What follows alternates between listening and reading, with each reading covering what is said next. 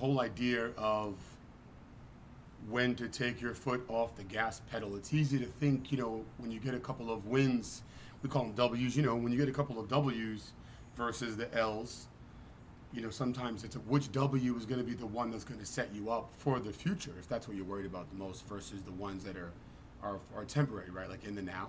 So always trying to figure out when to take your foot off the gas. Sometimes, like for example, we have these wins over here with this company A, this company B, this company C, and then it's going well, and then all of a sudden you think you're set up, and people are like, "Oh my God, relax, kick your feet up." So it's difficult because you try to figure out when to let off of the gas pedals, and you get to these places where you're like, "Oh, this is the moment," and it's like, "Let's go, have fun, rage," and then a week later, 2 days later, a month later, here comes something else.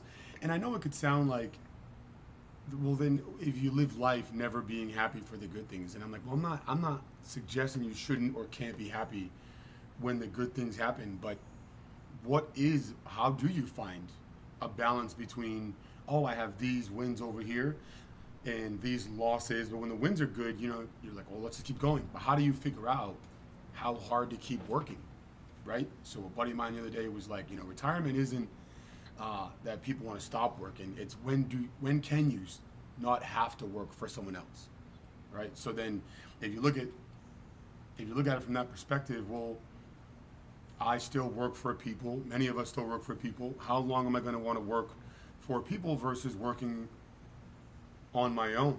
But to get to work on my own takes a minute. It doesn't happen overnight. It definitely, a lot of punches to the face, the kidneys, the ribs.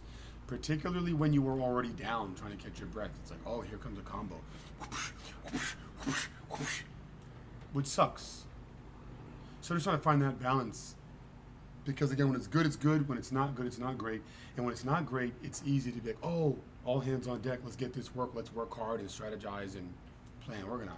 But then when things are good, how long or how much do you let off the gas thinking you are all set when you're not all set?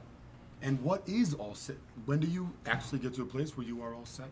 Is it an amount of money? Is it how many kids? Is it a certain promotion? Which of course it should be different for everybody, but